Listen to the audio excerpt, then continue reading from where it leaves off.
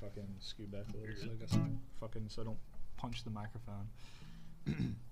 Hey, come listen to our podcast, yeah. Please listen, it's a hitch. If you don't listen to our podcast, yeah, then you are a bitch. Welcome to Filmoscopy, a quaint little threesome podcast. Threesome podcast where three friends get together and share opinions about a movie that one of the poor suckers has picked. Well, this week is another Lance episode.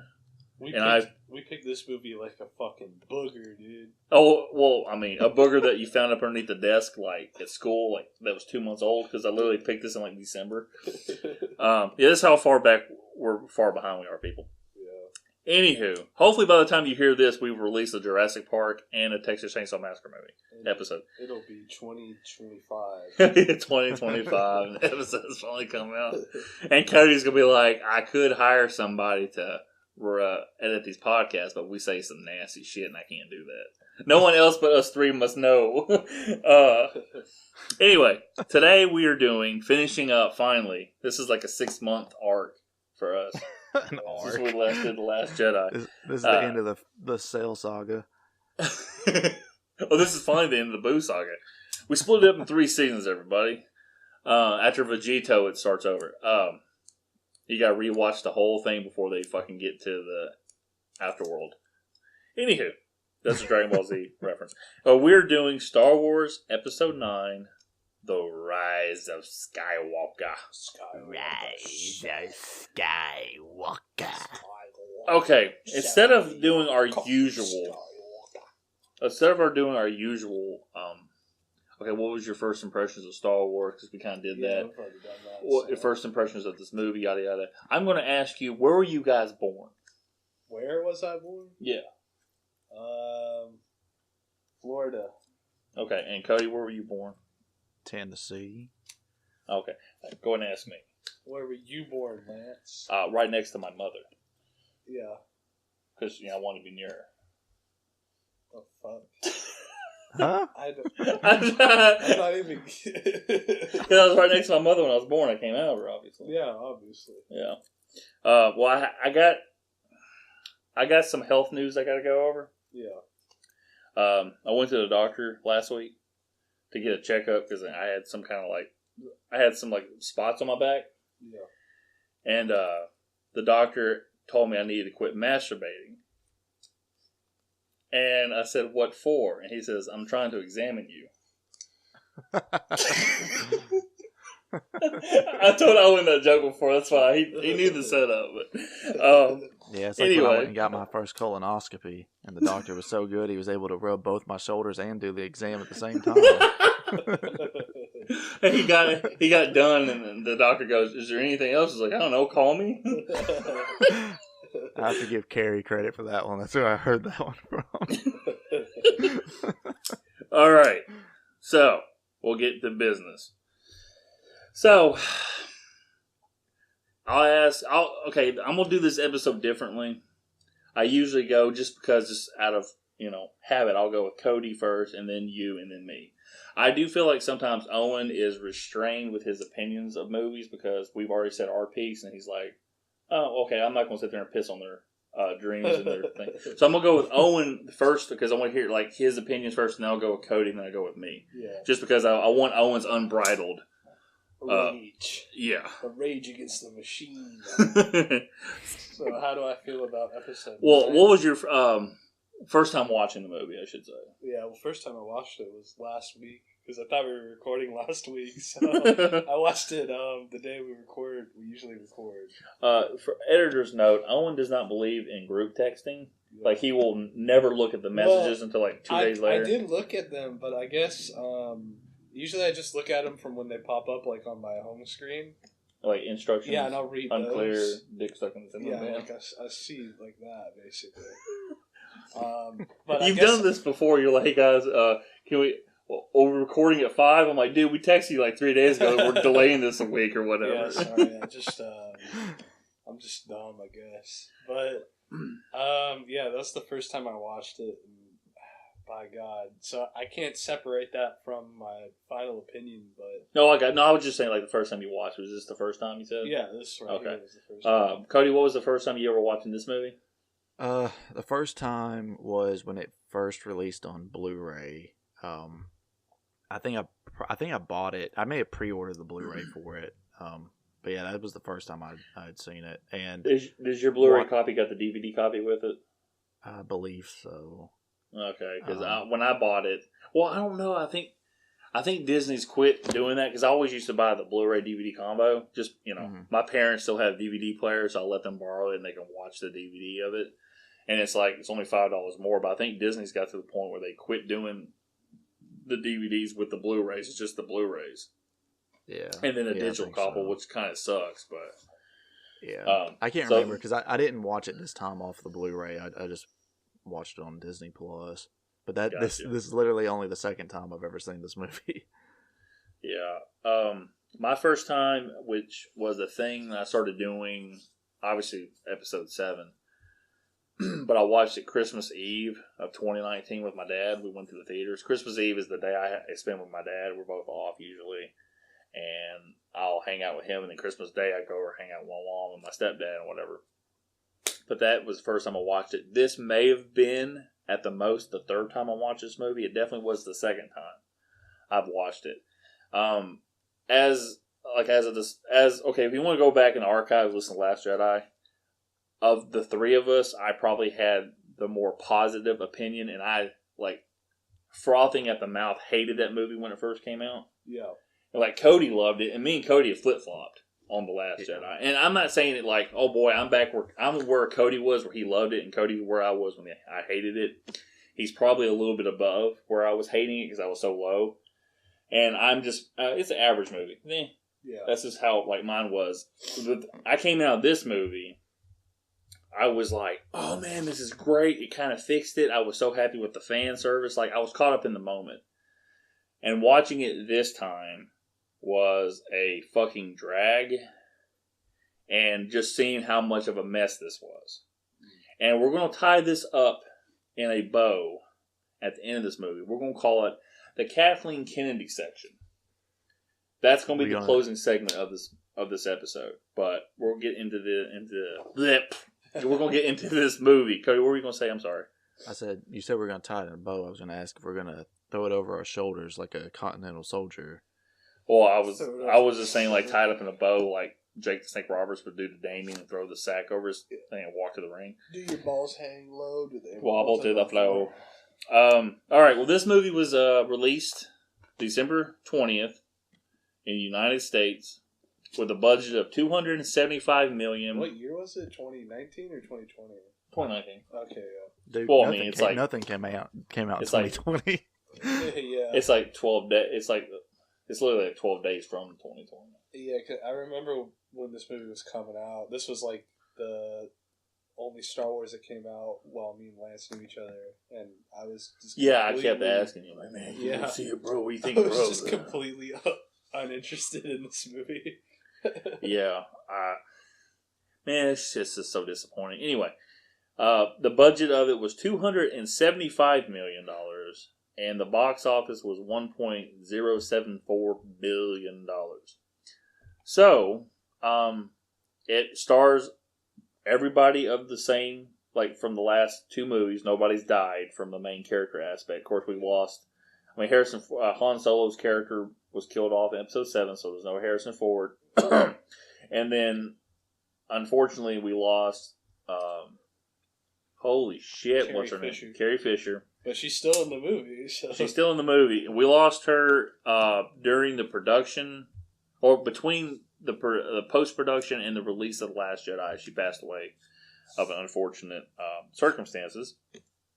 And she's in this movie through deleted scenes that they had filmed in Force Awakens, Episode 7. So what they did was they just kind of filmed scenes around it to fit it into the story. It's still very, weird and obvious that, I said it really good to Lance when we were talking about it. Yeah, it had a lot of big words in it. Yeah, it was the way they were talking, or the way she was responding to like other characters' dialogue was like how people who use like soundboards to do prank calls. Like that's pretty much what it was like. It was weird when they also threw in scenes from other movies just trying to get it to fit, and they had the Godfather just, look how they massacred my boy. That's pretty much what they did. They have like all. Oh my god! Could you imagine they had Carrie Fisher like film that monologue for episode 7? They're like, we're never going to use this, and all of a sudden it's the Godfather. And all look what they did. What with if my they created like a text to speech program from like Carrie Fisher's like few words she says, and so she's like talking like a robot in all her scenes. She's like, Look what they did to my boy. yeah. Hey Ray, how is it going? Let me go ahead and get this part of the way before I forget. This is the final movie of the sequel trilogy of the Disney abomination, which was the purchase of Lucasfilm. Now, I'm going to be honest. When Disney bought Lucasfilm in 2012, and they announced they were going to do 3 movies for a sequel trilogy while doing one-off movies in between, I was thinking, oh my god, we have finally found something. Like, this Disney's actually going to make movies. I'm not going to have to worry about them being retconned in the future. They're not going to have some special edition when it changes a bunch of shit in the future and anything like that. We're actually going to get movies. I'm excited, and Lucas is not involved because he's a crazy hack. Except Unfortunately, they retcon within the trilogy. Though. They retconned within their own trilogy, and you know, I'm not a purist. Like, George Lucas didn't do this. Okay, first and foremost, I will go to my grave thinking this. I wish that George Lucas had done a sequel trilogy versus doing a prequel trilogy. If he had done a sequel trilogy, I just think making sequels are easier because you have your story and then you already a lead in a story that you've made, and then you go on making your new movie. A prequel is always difficult because you're like, oh, we can do all this cool shit now because time has passed in real world, so I have more technology, but then you have to fit the story into your original movie, which Lucas doesn't. He just changes the original fucking movies. So I wish that Lucas had done a sequel trilogy. And then Disney could have bought it. We just flipped everything. Like, it happened the same way. Lucas gets a divorce. He has to sell Star Wars because he can't pay his attorney. And that didn't happen because he got divorced in the 80s. I'm just making a joke. Yeah, if Lucas had just made... Instead of having a prequel trilogy about the Senate and all of their doing, he could have done a sequel trilogy where everybody's still young. Well, that's true, yeah. But he could have done a sequel trilogy, and they wouldn't have made any changes like Boba Fett's voice. They wouldn't have added in a Darth Vader. No, like that wouldn't have been a thing. And then, but I'm making jokes about those are the 2 things that really bother me about the Blu-ray editions. But he wouldn't have had to change his original trilogy to do that. And I think Disney could have made good prequels because Rogue One's a very good movie that fits right before Episode 4, like, perfectly. Oh, yeah. The Han Solo movie's pretty good. And even something that's not beholden to anything, like The Mandalorian, is an extremely well done show. Like, it's not beholden to anything. It happens on the outside of the main Star Wars story. But what about Book of Boba Fett? Well, Book of Boba Fett should have been called the Star Wars Variety Hour because it literally was not about Boba Fett. And here's the thing about Boba Fett. I'm going to do a quick bitch fest. I'm going to be done with this because every time I talk about Star Wars, I do this. They made The Mandalorian based off of the expanded universe's Boba Fett character. This is like everybody's fantasy that this character is such a badass. That's what they made The Mandalorian. So when they finally get to the point they can make a Boba Fett thing, they're like, oh, we got to change this character because Mandalorian is pretty much Boba Fett without the name. So you make his character real shitty like they did in that show because he was a badass in the few spots he was in the second season of The Mandalorian. Everybody's like, yeah, see, Mandalorian is better than Boba Fett. I'm like, it's like, and everybody will say this all along. I'm like, fucking Mandalorian is Boba Fett. They have blinders on. They're just like, see? And the funny thing is they'll sit there and like argue, like not argue, but I'll see this online and I get so worked up. And they're just like, well, see, it's just a better story. It's a fucking fictional character. Mandalorian is literally based off Boba Fett. The creators of the show fucking said so. Ugh. Anyway. So, Book of Why Boba does everyone Fett. like Darth Maul? He has like 2 lines and no character development. I know, because he was a fucking awesome acrobatist. Anyway. So they had 2 lightsabers connected. That is very true, too. Clone Wars doesn't count for character development. He had a double-sided. Yeah, here's the thing, too. And I was listening to a review by a shout-out to YouTube channel Mauler, ironically enough. When you have movies, you don't need to have, and this movie is a prime example, Rise of Skywalker, the expanding media around it, like a tie-in book, tie-in comic book, tie-in game, whatever it may be. That doesn't need to be used to explain your fucking plot holes. Yeah. The movies should be able to be explained by themselves, and everything else is supposed to add to that story on the outside of it. Yeah. This movie, you don't know who the fuck the Knights of Ren are. Yeah, they kind of just show up out of nowhere. They look like a bunch of dudes wearing fucking blowtorch masks on. Like, oh yeah. And then there's like 2 lines. And the one stormtrooper goes, the Knights of Ren. The other one goes, ghouls. Like, that's it.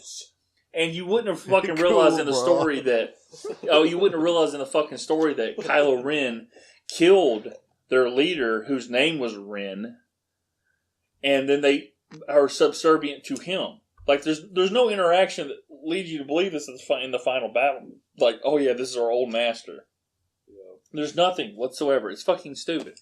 Anywho, this movie is the culmination of everybody's fears that Disney wouldn't know what to do with Star Wars. Yeah. And the Book of Boba Fett show reminds me that those fears are still well-founded. Like The Mandalorian, if it's something that brand new that they've created, they can do really well with, but it's something they need to expand upon, albeit maybe it's unfair because you have fan fictions and you have expanded universe that ties into characters like Boba Fett, Luke, Leia, Han, and Darth Vader, that you're not going to do anything that pleases them, and chances are you're going to piss off the masses, which they did. Yeah. This movie, I guess I can blame JJ. It's, okay, first and foremost, people are like, who's JJ? And be like, it was sort of his fault in a way. Yeah, but we're going to go on the Kathleen Kennedy thing. Yeah. This is directed, hold on, let me get this out of the way. This is directed by J.J. Abrams, the guy who directed Episode 7, Force Awakens. J.J. Abrams directed the first movie in the trilogy, then it was Rian Johnson, and then it was J.J. Abrams. But it wasn't originally going to be J.J. It wasn't going to be. Colin Farrell, I think is how you say his name. Colin Farrell. Yeah, hold on, I'm sorry. Pre-production. No, I gotta go be Penguin. I don't have time for this. Penguin. Oh, Penguin. Well, shit. So, okay, October 2012, Lucas sold it, yada yada. 2014 it was announced that Rian Johnson was the writer and director of The Last Jedi, would write a story treatment for Episode 9. However, Johnson later stated he was not involved in writing the film. In August 2015, Colin how do you say that name? I'm sorry. Trevorrow was announced as the director of the movie. He was to write the script with frequent collaborator Derek Connolly. Now, their script was titled Star Wars Duel of the Fates, after the theme of the same name from Phantom Menace, yada yada yada. But he left. Hold on. The movie was pushed back. Okay. On September 5th, 2017, Lucas stated that Trevorrow had left the production following creative differences. So this movie came out in December 2019, and they had to get JJ. The next day it was announced that JJ would come back. So JJ came back in September 2017 to make this movie come out 2 years later. So it was rushed at that point. He did take what Colin did in the story treatment, included some, but changed a fucking lot. Now, Colin Trevorrow has done, he co-wrote and directed the first installment of the Jurassic World as a part of the new trilogy. He also co-wrote Jurassic World Fallen Kingdom and co-wrote and directed the upcoming third installment, Jurassic World Dominion. So if you don't like the Jurassic World movies, you wouldn't like Colin here. But also Colin, I think he's worked, I'm pretty sure if I'm not mistaken, but JJ's been like a producer on those Jurassic World movies too. Let me see. Because JJ's like a, not a subordinate, but almost like a student of Spielberg, I think. An insubordinate.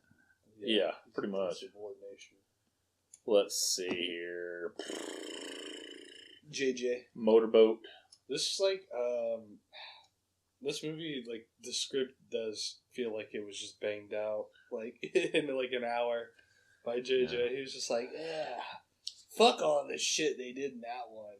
And I mean, like, a lot of the shit, like, from the Last Jedi review, a lot of the shit they did in there is stupid, but I do think that there were things that could have worked, and I think that JJ did kind of throw the baby out with the bathwater.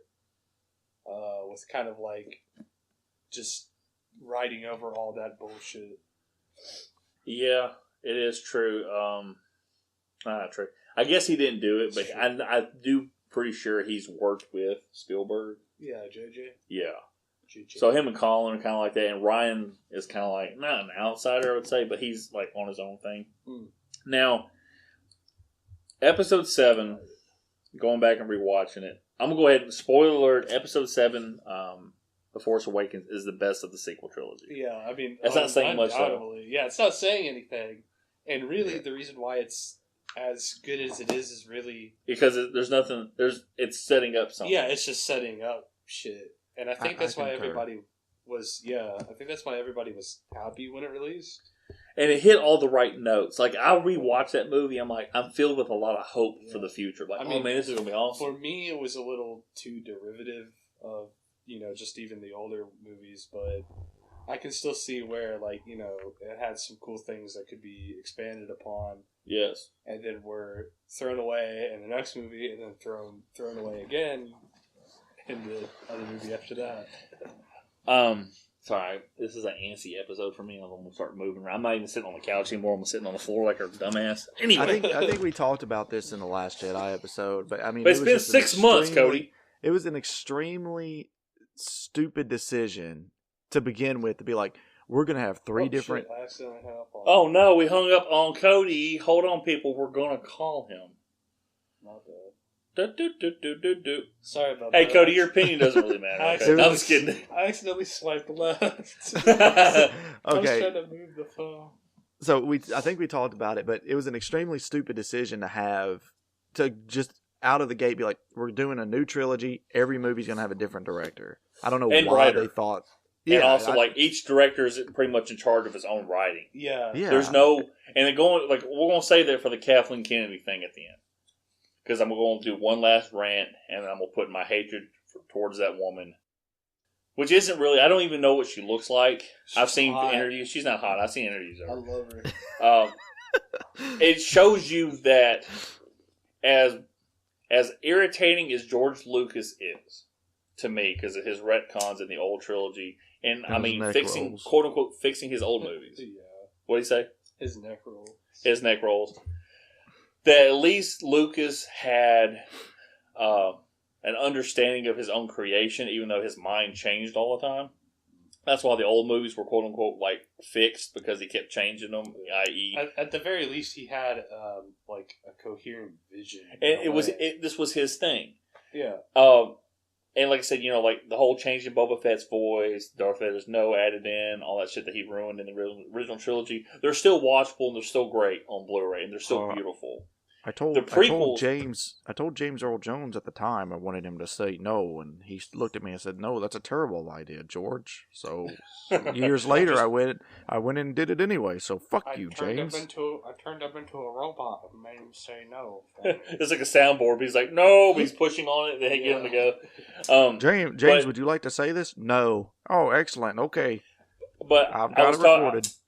I was talking to Owen before we called you, Cody, or the second time we called you, because you said we're not ready yet. Click, and then he Episode 5 and Episode 6, Empire Strikes Back and Return of the Jedi are better movies than A New Hope, and because George Lucas was the director of A New Hope, it's better when he's the creative overseer and telling the director what he wants and letting the director do it, and obviously having a great editor, because he has a different director in Episode 5, and I think there's a different one in Episode 6. I don't think it's the same guy. Yeah, it's a different Okay, which is different, but then you go to the prequels, which there's so much like world, not even world building, but world showing off, because look what we can do with all this cool shit. Yeah. But he's the director of all three of those movies, and they suffer from that. It's like he got really lost in the details. In the Well, he's really fucking old. Like, you do it better than I do. Like, there's a reel that's on a special edition, either Blu-ray or DVD clip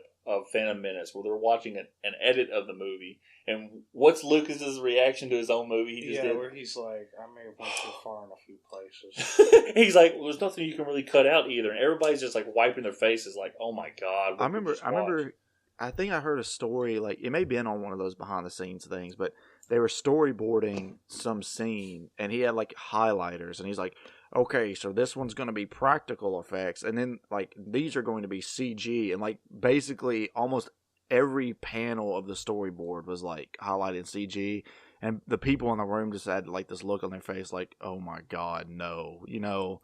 Yes. And they couldn't say anything. And I don't know if it was the director of Empire Strikes Back or Return of the Jedi, which is obviously, they're both one of his confidants. And they were like, look, well, yeah, I mean, it's really what it was. They were like, okay, we're the anchor, George. Because George is, when he was doing all the CGI in the new movies, they're like, George, the CGI isn't going to make up for like a better story. And he's like, no, I'm going to do it my way. And then you had episode 2 come out. It's like, holy shit. Yeah. A fourth grader wrote, I love, truly, deeply love you. It's like, well, we know that George Lucas was pretty much just watching C-SPAN every day and soap operas. I thought, what if I made Star Wars like this? Exactly. It was like, what if I put a big stupid fucking... And I ain't gonna lie to you, I don't pick up. I'm probably very politically just like blind. Like, obviously I know Republican, Democrat and shit like that, but I don't watch those prequels and go, man, this is really heavily influenced by politics, because I'm usually like tuning out most of the movie. I'm like, when is Darth Maul coming up? The Senate scenes and the when is Jango Fett going to show up? Even though I hate his voice, when does he turn into Vader? The fact that like one of the big like hang-ups in those movies is like all the Trade Federation. Yeah, the first one it's more bad in the first one than it is in any of the other. Well, the thing is, I don't think that stuff's bad. You don't like? You mean the part where like they're like? I like the Gungans, and I like fucking the Trade Federation people. Yeah, I mean they're funny. No, I mean, Georgicas. I like all that shit. The thing that bothers me is the pacing of the movies. Yeah, and the dialogue that are not alien that's people. Part of it. The politics thing is like when they're in that big room with all the fucking flying saucers. Oh yeah, that shit was kind of stupid. That didn't look to me like it was some big like political statement that people were saying. Yeah, I don't think anybody meant it was like a political. There's some kind of. Well, I'm just saying, like everybody when they bring up politics in it, it's like this movie's so brutal with politics. I'm like, man, that's not even a fucking thing I think about. I'm like, at this point, because I'm. Go ahead, Cody. I'm sorry. And so the pacing, like you say, the pacing is part of the problem, but the heavy influence of like the political storyline that is so entwined with those movies, that is, to me, the main reason the pacing suffers so much. Yeah. Because you get way too much. It's fine to have the political stuff. It's interesting, but there's just way too much of it, and it slows everything down when the movie starts picking up. I think it's also the dialogue. The non-alien dialogue in those movies is extremely cringeworthy. Other than Natalie Portman, Ewan McGregor, and Liam Neeson, and obviously, what's the guy's name that plays Emperor Palpatine? I can't say his name. Ian Mc. I don't remember. You piece of shit. But yeah, the problem with that shit is that it's all. I think even those characters you mentioned all have like really weirdly stilted dialogue. Yeah, here it is. Ian, what now? McDiarmid. Yeah, you're probably right, I guess. Diarmid. Ian and Mick. What are they called in this movie when they're a dyad? Okay, Ian McDiad is his name. There you go. But it's like a lot of that. Like I said, episode 2 is like fucking just like terrible. So you get through the prequels, and I'm thinking about these movies. It's like, man, this is gonna be great. And episode 7 sets up something really great. I remember hating The Last Jedi so much, like it killed all my enthusiasm for Star Wars. Then I rewatched it leading up to it. I'm like, okay, it's not that bad. And then I rewatched it for the podcast. I'm like, okay, this movie's kind of, there's some things I like about it, but everything else is like, why are we on this world where everybody's gambling? This is kind of a boring sidestep. This movie is literally like, okay, this movie comes out in 2 years. You got to bang out a script. And JJ's like, fuck it.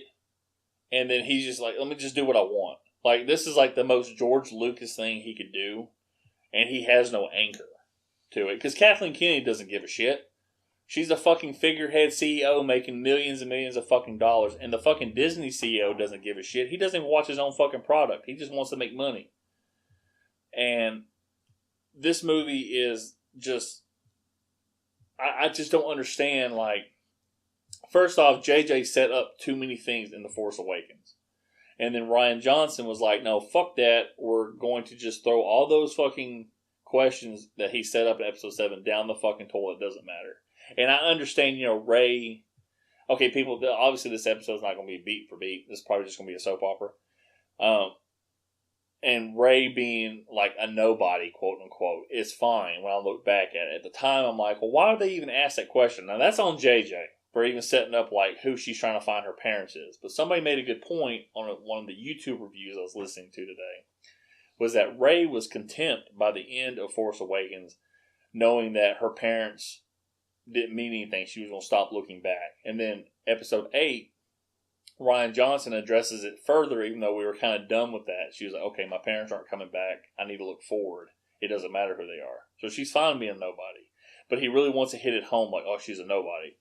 And that's on the fans' expectations of like, oh, she has to be somebody. She has to be Kenobi's daughter or Kenobi's granddaughter or Palpatine's granddaughter or whatever. And it's like, no, she doesn't have to be anybody. That's fine. I, as a fan, got sucked into it. It's like, who's she related to? Just because I thought, well, this is a fucking Skywalker saga. These movies are going to be tied to the Skywalker people. Skywalker Ranch. Exactly. And... It's disappointing, and you get this point, and then, okay, the only good thing is, I know it's ridiculous that they brought back the Emperor in this movie, but at least Ian is back as the Emperor, and he fucking does a wonderful performance as the Emperor. The performance is cool. His design's really cool, too, like, with he's, like, hanging off of, like, that clone body and shit. Yeah. Which is very much expanded universe territory that they stole from. Yeah. Because in the expanded universe, Palpatine survives in spirit. He has like a massive amount of clone bodies he inhabits over the course of like 20 years, and he finally gets killed again. And he was trying to possess a Skywalker. Like he was going to possess the third kid that Han and Leia had in the expanded universe, which was Anakin Solo. He was a baby. He was going to possess him, but I don't know. He got forced into the Force and wasn't able to come back at that point. It's kind of weird. Force. Even though Lucas says that Sith can't come back as Force ghosts, but, he did. Like I said, they do have a few scenes with Leia, with Carrie Fisher, rest in peace. And it's just bonkers, like balls to the wall. It's a big space adventure, like going back and forth. Like, you are introduced to the Emperor when Kylo Ren, as somebody described it in another YouTube review, he flies through a bunch of space cancer to get to Exegol, which is the Sith world. Yeah. And, it's just a lot of, in a lot of side adventures, because you have to have this certain thing. I can't remember the thing's called. The Wayfinder? The thing is the Wayfinder. They need the dyad to get to the Wayfinder. Well, no, the dyad is the dagger. Cody, you can talk at some point, dude. I don't know why you're not talking. I'm just listening. It's Kylo Ren and Rey. I was about to call her Daisy, her real name. Daisy. But they're a dyad that was formed for some fucking reason throughout the Force. Whatever the fuck a dyad is, it doesn't make sense. Wasn't that revealed in the second movie? There's a connection that's revealed, but Snoke says he's the one that made the connection, even though Palpatine is surprised by the dyad formed between them, which doesn't make any sense because, spoiler alert, Snoke was a genetic experiment by a bunch of Sith experimentors that were worshipping Palpatine. What? I thought Palpatine just created him. It was no, there's a bunch of test tubes. Yeah, and there's a bunch of weird... Snoke... Well, it looks like Snoke body parts. My impression was that Palpatine that created them all sort of they were like supposed to be like twisted clones of himself. Yeah, like a puppet. Yeah, but I That think way he at the could same just time they control were them forever. like under the quote unquote the Star Wars Wiki, Snoke is listed as like just a genetic experiment. He's not actually a clone because there's a scene in one of the episodes of Episode 2 of The Mandalorian that they're trying to use genetic material from Baby Yoda, and you see like a premature like Snoke head. Anyway, Snoke. So you find out that Snoke. Okay, here's another thing. Somebody made a good point. There's a line, and it sounds badass when Kylo's talking to him, and Emperor Palpatine goes, "My boy, I've been every voice," and it goes to Snoke's voice, "you have ever heard," and then it goes to Darth Vader's voice, "inside your head." So every voice that has been fucking with Ben this entire time, his entire life, has been Palpatine manipulating him. And there's not a moment when this revelation, he's like, "Oh my God, I haven't been talking to my grandfather." Because remember Episode 7 when he's like, "Show me again, grandfather, what I did." And I was always confused by that. I'm like, Anakin died a good guy. Why would he be talking to him about taking over the world? Which makes sense if you're like, oh, well, Palpatine's the one talking to him. But it doesn't make any sense, but he should be like, wait a minute, this whole fucking thing's been a lie? There's no like reflection in that moment. It's just cool because it's Palpatine. And Palpatine is in a clone body that's all deformed because his massive force penis cannot be contained in one body like that. It is force penis. And is that the reason he's all like fucked up looking? Yeah, they can't create a proper body for him to live on in his existence. Why he's plugged up to that machine that's like a life support thing. This movie is just bonkers. The adventures, they got to go find a wayfinder to get to this planet of the Sith, quote unquote. And it's just kind of funny because there's a planet of the Sith in the expanded universe. Okay, Owen's gonna go pee. There's a, like I said, it's just this whole big thing with Palpatine. So Palpatine's been pulling the strings this whole time. Snoke is a genetic experiment. Rey is his granddaughter through cloning. Rey's father is a unaltered. Well, never mind. He's an altered clone of Palpatine with other genetic material spliced onto that DNA. And he was the only clone that actually survived. So Palpatine looked at him as just like a son. Not really a son, but just looked at him as something that could pass on his genetic template to somebody else possibly. So he allowed the clone to survive. And then this is not explained in the movie at all. He allowed the clone to survive and just go out into the world. And I guess the clone found a woman, fell in love, and they had a child, and that was Rey. Now, this clone had to have some kind of accelerated growth because it's quite obvious that this is after Palpatine has become Emperor. Mm-hmm. And they are saying that it's possible that her dad was created as a clone after Return of the Jedi. So, I mean, 30 years, but Rey's like 15 years old, maybe 20 years old at the time of Rise of Skywalker, but of that. So it's not clear on the time frame. Yeah. And I don't think they had a good idea like what to do with the story.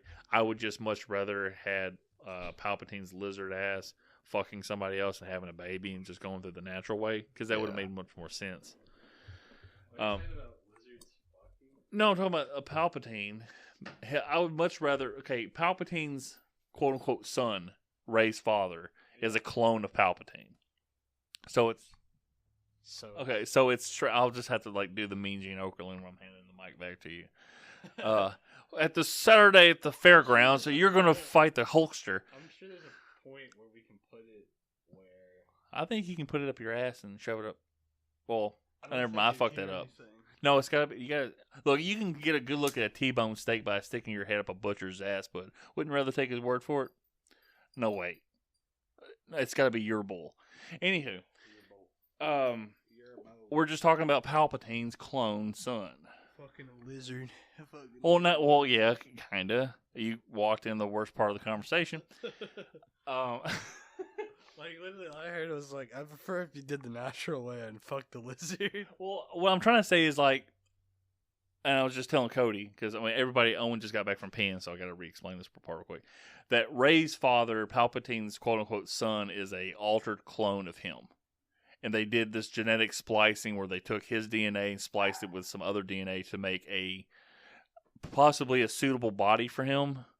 So this is after Return of the Jedi, and it didn't really work out necessarily. And, like, he didn't have the quote-unquote, like, the midichlorians that were, like, obviously what you need for the Force. So Palpatine allowed this clone to survive and go out into the world and possibly pass on his bloodline. Well, here's the thing. If it's after Return of the Jedi and Force Awakens is 30 years. Rey is like 15 to 20 years old in Force Awakens. So her dad would technically be like 15 when he fucking died. So I guess he has to be altered with some kind of accelerated growth because he's older. You know, he looks like a full-grown man in her little throwback vision. Like I said, they didn't like plan this out. They're just like, let's just make him clone because, you know, Boba Fett, Jango Fett. Probably, and then, you know, I just said but it would have much been more, made more sense if his lizard ass was just fucking some chick and they had a kid and just did it the natural way. Does that make sense? Okay, yeah. His lizard ass. Cody, what do you think about this clone shit? I don't know. The clone aspect of it itself, I'm not really a huge fan of. I agree with you where I just wish that it was like that Palpatine had a son in secret or whatever. And like, instead of creating clones and like one of his clones somehow gets away and has a kid. Because it is like kind of weird with the timeline and they don't explain it. So it's like, I don't know. I like the fact that Rey is Palpatine's granddaughter, but I don't like the clone angle of the whole thing. Yeah, I am not a huge fan. I just like I'm a fan if the story makes sense. The problem is the story doesn't make sense for this. Well, yeah, I mean they were obviously trying to scramble to try and make up for how messed up the story had already become because of The Last Jedi. And that's not necessarily even me taking a dig at The Last Jedi. That's just me saying, like, we know they had a different writer and a different director, and the director was allowed to oversee the writing closely, and it veered everything off course, and then they bring JJ back in to try and basically save it, and it still doesn't work because they're having to do too much to try and make everything make sense. They should have never done the Last Jedi thing where it's like your parents were nobodies. I wish they didn't do that. Because then it kind of lessens the impact of who she is related to. I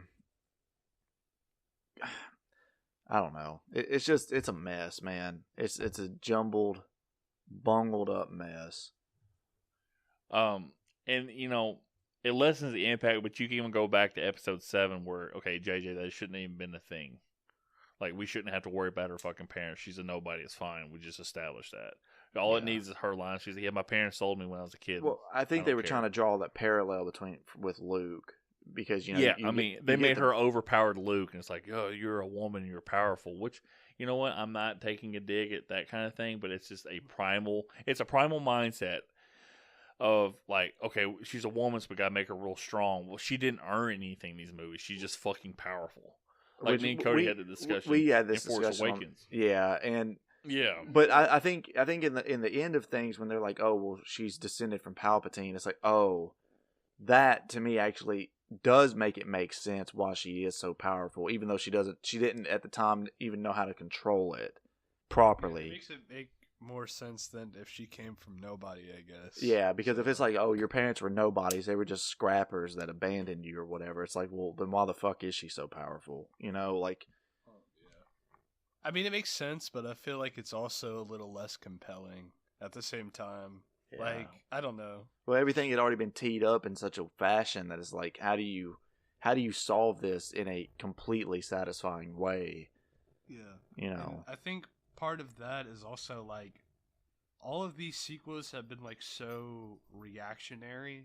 Like all of these movies, so like the first movie comes out and everybody's like, why is this movie so similar to all the other ones? Let's do something different. And then Ryan Johnson comes on, and then he fucks up and makes everything like, or he thinks he's like smart, and he's like, well, you thought it was gonna go this way, but actually, Gotcha. yeah, pretty much. And then, so everybody's like, dude, this one fucking sucks, and they made Rey like fucking nobody, so that makes it stupid and not interesting. And then in the next movie, you know, everybody complained about the Ryan Johnson twists, so now they're like, well, oh, we gotta walk it back. So everything's just so reactionary. Yeah, and I mean, to me, the clone thing and the Palpatine stuff, that's not even the worst plot element in this movie. To me, the romance, the hint of romance between Kylo Ren and Rey is like just completely out of left field. It's like, why is this happening? This doesn't make any sense. I think and that was introduced in The Last Jedi, I think, but it did feel out of. It felt out of place because to me in The Last Jedi, it didn't. Fan fiction-y. Yeah, and to me, it's just like that Kylo Ren really just wanted a dollop of Daisy. Yeah, he wanted to do a dollop of Daisy. I'll see myself out. Thank you. I'll be here next time. I should have done like the Jared Leto Joker laugh. Anyway. I think Jared Jared's Leto's stuck Joker, again. His Joker laugh is kind of like the Penguin's laugh, but whatever. What about the Joker baby? Oh, I'm the Joker baby. Anyway, well, another thing, I just thought about this when you guys were talking. The best way to describe the sequel trilogy is driving in snowy weather. JJ is driving. Ryan Johnson is the ice on the road that he hits. So episode 7 is JJ driving. Episode 8 is the ice that the franchise hits. And so it starts sliding. And then JJ overcorrects in episode 9 and winds up in a ditch. And Colin Trevorrow gets thrown out the window somewhere. Yeah, he... he's fucking nobody. He's the car you accidentally hit before you hit the ditch. Yeah, like the reactionary like shit that they do in these trilogies just makes it even more obvious that like there's no vision for this shit, there's no solid plan. What they should have done if they wanted different directors has been like, okay, it's fine. JJ's going to direct the first one, but then JJ is going to oversee the rest of the trilogy.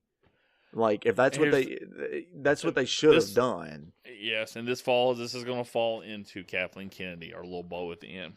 Anyway, people, just a quick overview. There's a lot of space adventures. They have to find this wayfinder. A lot of stuff doesn't make sense in this movie. A lot of plot conveniences are in this movie because a lot of it just doesn't make sense. It's a movie you literally have to turn your brain off just to kind of enjoy. And it's fun because there's some nods. They finally bring back Lando Calrissian, who should have been in it from episode 7. I truly believe they didn't think he was an important enough character to include with the original cast, quote unquote, in the fan. Well, obviously, Donald Glover's portrayal of him in the Han Solo movie made fans want him even more back, which was awesome. The most sympathetic character in this movie is Chewbacca because he lets out this big, like, sad cry when you find out Leia died because he's literally lost everybody now. And another review made a good point that literally there's no dialogue exchange but of Luke yelling at Chewie in episode 8, but they have like no other interactions, no other bonding moments. It's really fucking weird. And C-3PO gets his mind wiped, and probably the funniest, it's the saddest moment and the funniest moment, but not in a good way funny. It's when he has to get his memory wiped because he's about to read Sith language. And he's just like, I'm taking one last look at my friends. And then he goes, oh, wait, there's something else we could do. And the other guy goes, ha ha, after he unplugs him. Little Bubba, I think is the little guy's name. But yeah, so it's a lot of, I'm not going to go beat for this plot. I just can't do it. It ends up on the Sith planet. There's a entire arena of Hood Sith followers. It's been described as Sith followers or also the manifestation of the Sith lords, their spirits. Yeah, I had no idea who those like people were. No that, one like, else they does. wiped. But where was Darth Maul? Yeah, where is Darth Maul? Or the thing that doesn't make any sense. Or Count Dooku. Sorry. The thing that doesn't make any sense, Cody or Owen. I mean, like, hey, Owen, fuck you. I'm not going to include you in this conversation. But where Palpatine says, "All the Sith are in me, and when you kill me, all the Sith will be in you." I'm like, that doesn't make any sense. That's not how that Sounds works. sexy. It does sound like sexy, like this is a train we're about to run on you. All the Siths are in me, and they have. And it turns into this like weird Star Wars anime like sex porn thing. But it doesn't make any sense because literally, like, that's not how that works. Like, it wasn't Palpatine. He didn't take in the soul of Darth Plagueis before him. I love the idea. And it's not like Palpatine's like the original Sith Lord either. Yeah. We know that the canon of Star Wars goes back, like, the Siths were even more prominent like thousands of years ago during the Old Republic. So it's like the only thing I can think of is Palpatine is all this thing is a whole trick to her, and that when she strikes him down, Palpatine's soul will possess her body, and he's going to live through her. Like, it will be his body at that point, so she will cease to exist. I think that's the only thing they're trying to do, and it's not, and it's because it's not like, well, okay, all the Sith have died, and everyone that's died went into Palpatine. Like, he doesn't have Darth Plagueis or Darth Revan's or Darth Bane's soul in his body, and even in Clone Wars, Yoda run across the soul of Darth Bane at one point. You remember when there was a fan theory going around that Snoke was Darth Plagueis? I thought so. I bought into it. Yeah, that would have been way cooler than what they did. Yeah. But and the thing is, and Snoke didn't even have a shout out to Screen Crush, which is an awesome like YouTube channel that does its best to answer fan theories and questions because this movie has a shit ton of plot holes. They did 2 videos covering it. And they also did another video where he had a sock puppet, J.J. Abrams, trying to explain the movie. It's really funny. Anywho, he said that I don't even know what the fuck we were talking about. I just lost my place in my mind. Oh yeah, Plagueis. That Snoke didn't even have any kind of fucking force abilities. That it literally was just Palpatine stretching his force abilities across to reach Snoke for him to do all that stuff. It really doesn't make any sense because Snoke is a nothing character, even though they set it up. Again, they copy too much from the original universe because they didn't have a fucking plan. Anywho, the murderous psychopath Kylo Ren is now back to being his old self, Ben Solo, after having a forgiveness moment with the memory of his father, the memory that's in his own head. Dad, I love you, Dad. And I remember thinking, like, this is an awesome moment. Like, oh man, it's great because I love seeing Harrison Ford again. The thing that gets me about that is what has changed. Like, what is His hair length. That's pretty much it. That's the only fucking thing that's changed. Like, in terms of his character, that makes him become good now. It is that, and the thing is, the Harrison Ford, the Han Solo cameo is literally just the memory in his head. It's not Han Solo coming back as a ghost. Yeah. It's not Han Solo's. Yeah, because Han Solo. It's not even Leia doing that. Because I don't get what's the difference between the first time Han Solo showed up was like, Ben, come back. Well, he actually killed him that time. He can't kill Sylvester memory. Stallone. Ben, that's come literally the back. That's the only difference is he's like, well, I can't kill you now, so I guess I have to listen to what you have to say. Han Solo's like, he's about to get knocked out in the 8th round. He's like, Benji! Han Solo drops down to his knee, then looks up and starts snapping his fingers. I'm Han Solo, Han Solo. I thought he was like, when Han Solo dropped to his knees, like, where in the fuck is this going? He's about to suck his son off? I'm like, what the fuck? Delicious son's cock. Oh, gosh. This is really turned into a Star Wars anime porn. He's like, all this Sith will be in me, I guess. Oh my god. What's Kylo Ren's Darth name? Shouldn't he have a Darth Well, name? he's not a Sith. What the fuck is he? He's A bitch. yes. Kylo Ren's a bitch. He's a LARPer. He's literally a LARPer. That's pretty much He is, what I he mean, is, yeah. Yeah, I mean, He's a and wannabe. the funny thing is, he looks a lot like Cody. So Cody's not laughing on that one. Don't insult me like that. Hey, Adam Driver's like an Academy Award-winning actor. He's a good actor. But that don't mean his face don't look like a fucking I'm talking about his beautiful hair, Cody. Let's Oh. just come on now. The hair, yeah, but not the face. His face does look like a foot. That nose is the big toe. But anyway, so the murderous psychopath Kylo Ren is now back to his old self, Ben Solo, which means he doesn't have the red lightsaber and he's not wearing the black robe anymore. He's wearing an overly baggy t-shirt. He looks like Cody back in high school.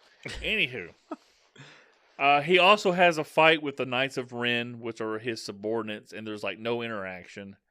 Oh, they also can force teleport items. Like Ben now has a lightsaber behind him, and the gif of that scene where he pulls a lightsaber from out of his ass, literally, and the Knights of Ren back off, and one of them looks surprised, like "Whoa!" He does that kind of Power Ranger. Where'd that come from? He does the Power Ranger like "Whoa" type of thing. Yeah. Ben or Kylo Ren literally shrugs, like, "Yeah, that's the movie," and he kills everybody. Yeah. So they face off. I mean, Ray has I'll give all it this. That is a like cool set piece, but what set piece? the whole like Kylo Ren like showing up and just annihilating everybody. But Yeah, but what redemption has he earned? He hasn't literally tried earned to it. kill his No. own mother. I He mean, killed his father. He this- killed a bunch of people like 20 minutes into the movie. I'm just trying to find something positive. I'll get to the positive shit. Yeah, I mean the movie's full of a couple of cool set pieces. Like anytime Palpatine, like I said, is on screen, it looks cool. Yeah, and the set piece at the end, even though I think it really doesn't make any sense, but we're all like the Star Destroyers or whatever. There's like the big Yes, war all in the sky. Sith shit is awesome. It's like it's the cool Star to Wars. look It doesn't at. make any sense. Except Yeah. the part where they're on the fucking horses on the spaceship, that's fucking stupid. Yeah, there's just a lot of stuff, people. I can't even get into it because I'm like, this movie, thinking about it and listening to people's opinions all day on YouTube, watching, like, trying to, like, help formulate my thoughts and be like, okay, I agree with that, don't agree with that. This movie's exhausting, and these movies are exhausting. Palpatine gets killed because all the Jedi are inside of Rey, like a porno. All the Sith are in... Actually, that part was also cool where you hear like Kit Fisto's voice and he like Fisto's Ray. Does it Mace Windu? You hear Mace Windu goes, I'm tired of these motherfucking Sith on this motherfucking planet. Yeah. He's like, what does Marcellus Wallace look like? What does Yoda look like? And he's like, He's green.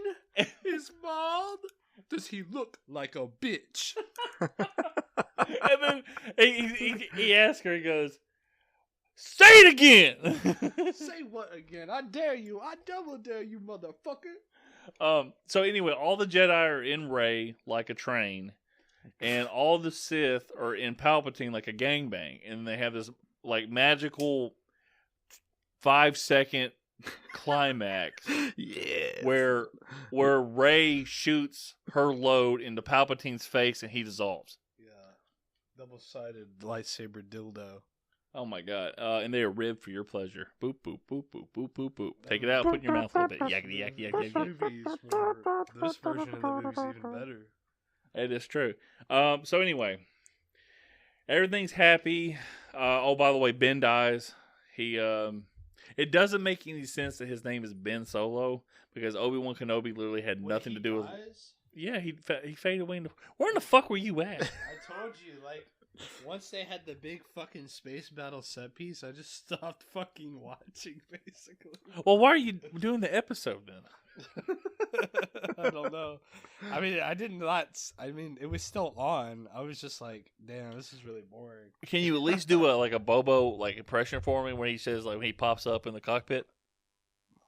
You fucking asshole. What, Anyway. the fucking little He's Babu. like, hey! Yeah, Babu Frisk? Yeah, Babu, I knew yeah. he shows up at the end and he's like, His voice is hilarious. Anyway.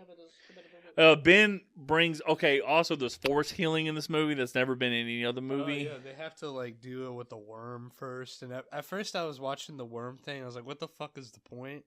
Okay, there's a space worm that Rey heals Yeah. for like reference like earlier in the movie. I remember when I first saw it, I was like, "What was the fucking point of this?" And then they had the setup payoff with her healing him. See, that's why I thought he didn't die because she like. Well, sucks no, the thing his is, like, blood she off. dies when she kills Palpatine because of all the energy she exposed. He gave the remaining life force he had to her. They kissed, and he died and faded away into the Force. That's hot.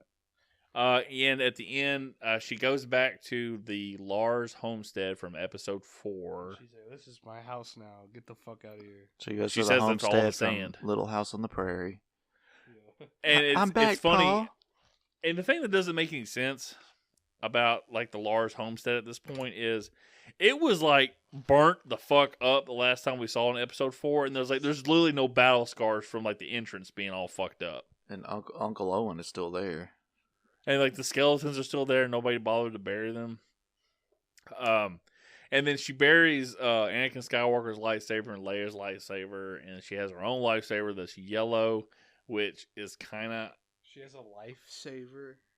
Did I say lifesaver? Oh, did I fuck up the word? No, you Oh, said lightsaber. I didn't know if I fucked up and you're making For- fun of me. For some reason, when you were saying that, it made me think about when like I was 5 and like other kids would call them lifesavers. Yeah, I think I did at one point too. Lifesavers. So some woman, it says like nobody's been here in so long, and she goes, "Well, I'm living here now." And she goes, "Do you want the mail that's been backed up?" And she says, "No, I don't want the mail that's been backed up." Tell whoever. Pay rent 2 months in advance. And she goes, "There's a 2-year." You have to sign a Two-year 2-year contract with DirecTV if you want the Sunday package for the NFL games. And she's like, "I don't want that. I don't know what football is. It's fine." Well, you want the Comcast So like, out here, she they goes, got "I'm not a big soccer stuff. fan. I don't like football. I'm sorry." You have to get satellite internet. We don't have any local ISPs here. But then she goes, "It's like, who are you?" And then she goes, "Ray." And then the old woman goes, "Ray what?" And she looks over and sees the ghost of fucking Leia and Luke. She goes, "Skywalker." And that's the end of it. She sees the twin sons, and we're the fuck out of this movie. She sees the twin sons and she becomes blind. And then the She's Skywalker like, did "Ah, my rise. sunglasses." And then she goes to Skywalker Ranch. Just to relax. Rise. So Skywalker. let's go. Let's go ahead and get our recommendations and closing thoughts. Owen, just fucking say something. This movie sucks. Fuck this movie. I got bored. Yeah, it just sucks my balls. Would you recommend it? No. Individually at the Would same you- time. I want to say, well, we'll get to Cody. Owen, would you recommend the sequel trilogy to ever be watched? Not really. No. Okay. All right, Cody. Tell me your feelings as a child when you thought about a sequel trilogy, even though it hasn't been formed yet. I never thought about it, to be honest. Okay, well then that's easy. Anyway, people, no, okay, Cody, do you recommend this movie, and do you recommend the sequel trilogy in general? No and no. I think the only one I would even classify as good is Force Awakens. Because it just feels like there's a lot of potential with that movie. Yeah, Afterwards, The Last Jedi kind of kills it for me, and this movie is really just kind of like a meh sort of movie. You know, it's like, I don't think it's awful, but it's not worth really like going back and watching. I don't know. I wish they either wouldn't have done a sequel trilogy, done it better, or, you know, maybe just stick with like the offshoot movies, because they were way better movies than anything in the sequel trilogy. yeah, I agree. I'll go ahead and do it. I usually don't do this. I feel like this is the most negative I've been since Charlie and the Chocolate Factory in the archives. And Augusta Scoop, great big greedy. I don't recommend this movie, unfortunately. I do recommend watching the entire saga, the trilogy, because unfortunately it is canon and it is part of the story. As a fan, you can be like Dragon Ball Z fans were, where they didn't consider Dragon Ball GT canon, and then they got something worse than Dragon Ball Super. Yeah, now So, all these bozo fans are like, oh yeah, Dragon Ball GT is way better. It's like, yo, fuck you guys. Yeah, I know. So like Dragon Ball Super is the sequel trilogy to Dragon Ball, and it's like, okay, this is not good. This is too much, and it's just repetitive. Like nothing's different. I just was want in everyone to Dragon Ball know that Z. Dragon Ball GT has always been my favorite series of Dragon Ball. So Of course it was, Cody, because you're an outlier. So let's go ahead and finish this off real quick. I know Owen's getting real antsy. He's actually sitting on the floor with me. Don't hold my hand. He's got his hand in your. Suck my dick. He's got his hand in your back pocket. It's not my back pocket. I'm about to pull a lightsaber out of there. He's doing a little hole-in-one action, if you know what I mean.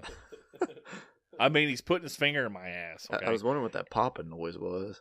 Oh God! Shut the fuck up. Anyway, that went too far for me. This is the Kathleen Kennedy section. We say how much we love her and we want to hug her. I will say this. Let me go ahead and start out positive. I don't know anything about this lady personally, obviously. She was given the role of CEO by George Lucas in 2011, and she was kept in that position when Disney bought the company. I'm pretty sure, I feel like at least, I'm pretty sure that it was a prerequisite when they bought the company that they kept her on as CEO, that she controls it. Now, that means that George Lucas does not control. George Lucas still controls it from quote unquote beyond the grave. That's why we don't have the original cuts of the original movies on Blu-ray. Those are George's movies, quote unquote. I can't touch those. I'm like, no, but you can take the fucking no out of Return of the Jedi, you stupid. But she's not going to. Because that's his last fix was the Darth Vader no. I'm not going to change that. She doesn't say that. I just imagine that's what she would say. Anyway. But she rushed into this. And I understand Disney probably did this. It was like, okay, we want to get these movies out. She, as the CEO of the company, needed to be the creative director, or at least hire somebody to be the creative director of these three movies. Kevin Feige is the CEO of Marvel, and he is the creative force over all these movies. He doesn't sit down and write all the scripts, but he sits down with the director, the writers, and the production team of the movies and says, this is where the story needs to go. You fill in the rest. But he's the control. That's why there's a controlling arc that led up to 23 movies. And they did that over the course of 10 fucking years. Star Wars, over the course of fucking 35 years, couldn't get 9 movies fucking right. So that says something about what Kevin Feige's done. She did not hire somebody that could take over the franchise. She literally hired 3 different directors, told them do whatever the fuck you want, and it's going to be a trilogy. That's why JJ is really good at setting up a world. He made the show Lost. But that show sucked towards the end because there was no good conclusion to it. He couldn't make a conclusion. So JJ was perfect at setting up the world. You shouldn't have given Rian Johnson the opportunity to take a sharp left turn. Rian Johnson should have got his own separate movie. He should have got one of the one-off movies, or he should have got his own trilogy. Like I would be interested to seeing what his 3 movies would look like. I really would. I am not interested in seeing what he did, obviously, with this trilogy, that he just took all the answers and pretty much said, whatever happened to episode 7 doesn't fucking matter. This is what we're going to do with the story because here's cool visuals and I'm being subversive. Ha. Oh, by the way, Rey's not a girl. She's a man. Anyway, that's being subversive. Kylo Ren's getting frisky with her and goes, whoa, what is this? She goes, you just got subverted, man. That's a lightsaber. Getting pulled out of my pussy. But she's the one that it ultimately falls back onto. We can blame JJ for this movie. We can blame Ryan for episode 8. We can blame JJ for episode 7. She's ultimately the creative overseer of the franchise, and she literally has no idea what the fuck she's doing. This movie reeks of studio involvement, that they put like JJ under a bunch of pressure. Like, okay, the fans don't like this. You have to fix this in this movie. I don't feel like JJ had control of this movie for the most part. I feel like this was like Disney interfering. So, yeah, she sucks at her job. I don't understand why her contract keeps getting renewed. the success of The Mandalorian is not to do with her. It's Jon Favreau and Dave Filoni. They're the ones that are able to like make this show, and then eventually you give them the Boba Fett show, and they still can find a way of fucking it up. So they're not infallible. It's just disappointing because I wish Star Wars had a Kevin Feige. Kevin Feige was influenced by Star Wars when it came to making these movies, and he also knew like you can't retcon shit. You have to make a overarching story that actually connects. And there's probably a few hiccups in the MCU, and they're made up of a lot of forgettable movies, but if you watch them all together, it makes a story and it's nice. The Star Wars trilogy, the sequel trilogy, is completely forgettable. After watching episode 7, you don't even have to watch anymore. It's like, oh, this is cool. Episode 8, it's okay. It really doesn't do anything with the story. It's just like, okay, we're subverting your expectations. Everybody's a nobody. It's fine. And then episode 9 is just this fucking mess. It's like, fan fiction! This is what happens when I balance my checkbook. That's what episode 9 is. It's a fucking mess. And it just sucks. I just wish Star Wars deserved better than this. This felt like a fucking funeral rewatching this movie yesterday. Because I'm like, fuck, man. No matter how good they do with the stories in between Return of the Jedi and the sequel trilogy, it all leads to the fucking sequel trilogy, and it fucking blows. Cody, do you have anything to say about Miss Kathleen Kennedy? I don't really have anything to add to that. I mean, I've already talked about how I thought it was a poor decision to not get someone to just oversee the entire trilogy. Like like I said earlier, this is what they should have done with JJ. Just you direct the first one and you oversee the other two with these other directors to make sure everything stays consistent. I don't think that she's made every decision's been bad, because we do know that, like we talked about, there have been a couple of good movies to come out of the post-Disney acquisition, Solo and Rogue One, and of course. I think those movies have the lack of involvement from her. Like, she's there, she's probably involved with the creative meetings, yeah. But the fact that she allows the director, which is fine. If you wanted to sit there and be like, oh, let's make remember we made the comment like years ago, me and you talked about Halloween 3. Mm-hmm. How you wish that they went with the like every movie's just a Halloween anthology movie. There's no Michael Myers going forward because those movies are not great. Remember? Yeah. She would be the perfect CEO of a franchise like that every movie's an anthology movie that aren't connected. Right. Hey, you just go do what you want. If anybody wanted to go work for her, I think they would probably have some creative freedom to do whatever the fuck they want. Probably before Rian Johnson and the backlash that The Last Jedi got. That would have been like ideal. Now she's probably like groveling for her job, so whatever. But I think that those movies that we like, me and you love Rogue One. Owen thinks it's the shits. And I mean, you both like Han Solo. I think that's still. And then Han Solo was a mess because the original directors left and they had to get Ron Howard to direct it. So it's a patchwork job too. I think he was able to salvage that. I think Owen just. I don't think she. Do what? I just think Owen doesn't like Star Wars. I like the first 3 movies, but also episodes 1, 2, and 3. No. Okay, look. If you ask George Lucas how you should watch the movies, he goes, "You should watch them 1, 2, 3, 4, 5, 6." Them in the machete order, where you watch the second movie and then the Empire Strikes Back, and then. Yeah, I don't think she. I think you can give her the praise, but she deserves all the blame. I don't think she's like a creative force. I don't think she understands Star Wars. Like, she was an executive producer. She was a lackey for Steven Spielberg with Jurassic Park, and that's how she got involved with George Lucas, because Spielberg and Lucas are like half brothers or whatever. So it's just disappointing. Like I said, this movie fucking sucks, and I wanted to like it. I remember watching it, going, "Man, I just want to see the parts with the Emperor." And the Emperor is a character from the original trilogy. You know, he was a part of the prequel trilogy. Like, that says something, that the best character of this movie is not even from this fucking trilogy. Like, they had been used that well either. I saw a funny meme that was like, it said that it was a picture of the little Lego Palpatine from the Spider-Man movie. Yeah. And it said on top of it, it was like, when Emperor Palpatine is used more meaningfully in Spider-Man than in Star Wars. That is true. And also I found out that in the poster for this movie, they didn't get a picture of Ian McDiarmid. I'm just going to call him McDiarmid. Ian McDiarmid as the Emperor, that they literally used a picture of an Emperor Palpatine action figure for his picture in the poster. I have to see that. Hold on. I'm not making that up. Somebody said that in a fucking video. I'm like, are you kidding me? But this is just a bit disappointing.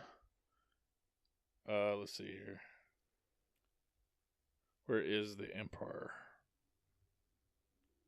So Oops. I feel like we're getting to the end of this, but We've been at the end of this. I'm on fumes. Owen, have you made up your mind as to what your movie is? We were going to record another movie before because we're going to record a movie next week, and then we're going to do the Batman when it hits HBO Max. I'm torn between Barry Lyndon, because I just really need an excuse to watch that. So I think I'm just going to use this. I've never let's just heard watch of that. It's a Kubrick movie, but it's kind of long. I think it's like under 3 hours, like just so. I mean, we watched the fucking Batman. Yeah, we did watch the Bam-Ham. So, all right, I'll choose Barry Lyndon. We'll see how that goes. Okay, well, we're going to watch a movie about the wrestler Barry Windham, is what he just said. And then after that, we will be doing an episode recording the Bat-Ham and the Sparkling Batman.